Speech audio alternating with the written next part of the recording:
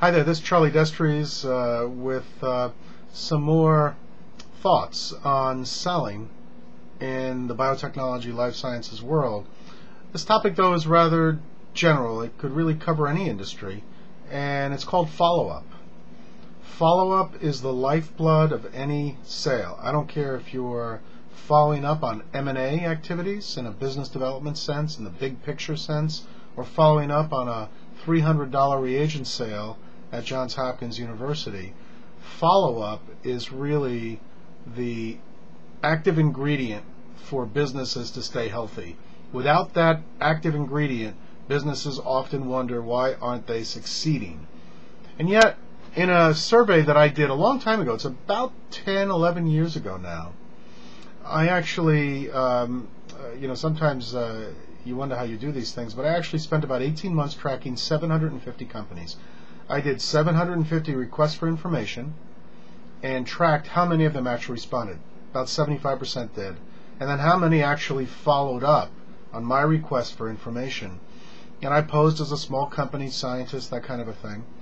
And 28% of them did.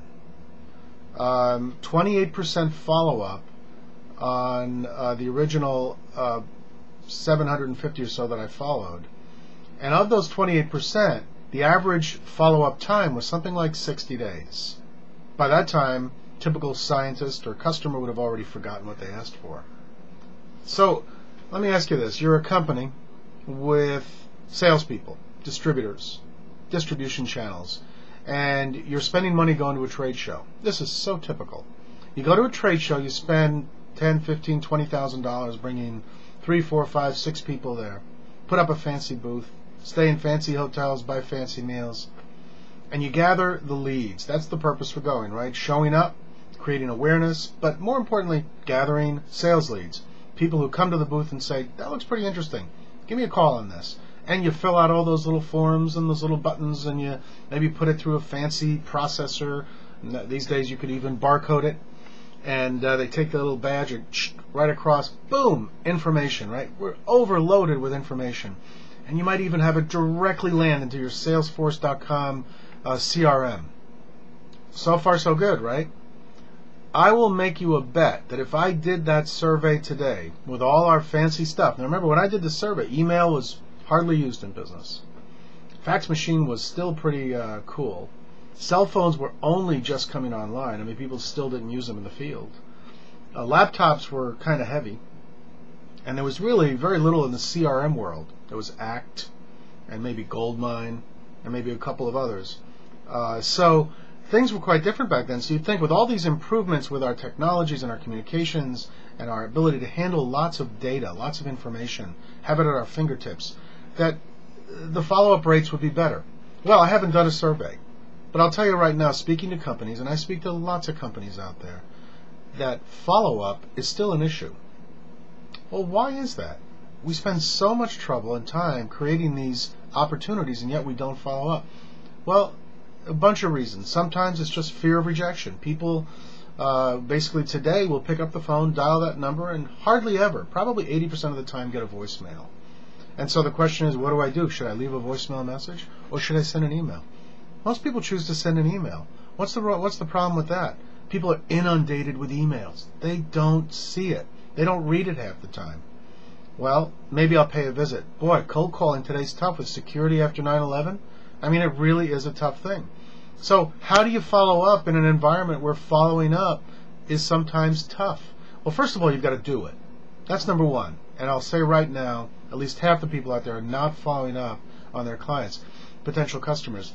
If you actually succeed in reaching someone, you have to leave a plan with that person that says, I'm going to reach you again. For example, customer says, yeah, I'm interested in that at a trade show. It winds up either on a card that your sales manager gives you, or in an email, a spreadsheet, or in a CRM, like Salesforce.com, which I think is pretty good. And you call them and you successfully reach them. Oh yeah, I remember asking for that information. By the way, don't wait 60 days. Do it as soon as you get that information. You want them to remember they asked for it. You call them up. You say, look, great, are you kind of interested, measuring your temperature here? They say, yeah, send me some more information. Okay, great. How do I send it? Do you want me to send it mail, email? Send it to me over email. Here's my email address. That's fine. Great. I'll send it to you over email, and I'm going to give you a follow-up call next. When do you think you'll read it? Tomorrow? Yeah, tomorrow. Great. I'll give you a follow-up call the day after tomorrow. Is that okay? Cool. You've now put it in their mind that they're going to get a follow-up call, and they will hopefully read the information or see the video, whatever it is, before you call them. Now they're expecting your call. Don't just send them the information, because you might have a hard time reaching them again. You're in competition with not just other vendors with other products, but with their colleagues, their bosses, their employees, whatever it is. They're huge competition in the email world. Certainly do not give up on the follow-up. It is magical. Now let me tell you 2 other areas that you should consider in the follow-up arena. 1, mail, the U.S. mail. Send them a card. Send them a card. Go to sendoutcards.com/mailbox. www.sendoutcards.com/mailbox. You're going to think this is crazy, but people will open up a letter that looks like an invitation or a greeting card 11 times more than they would junk mail. So check that out. Great business tool. It comes out of left field. It's in the U.S. mail. It's not email, and it's not voicemail.